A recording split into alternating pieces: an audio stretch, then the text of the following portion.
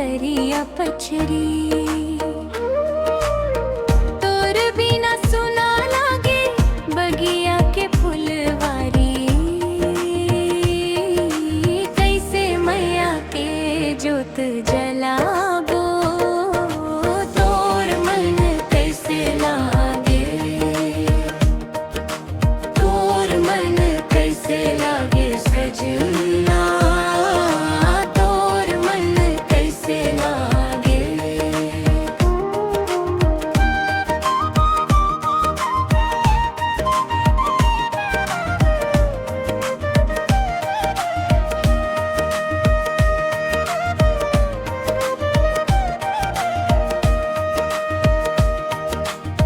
रात दिन मोला सुरता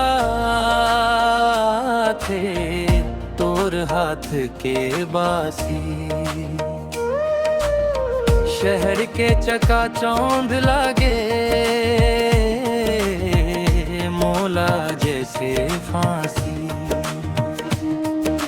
कैसे मैं धीरज धरावो,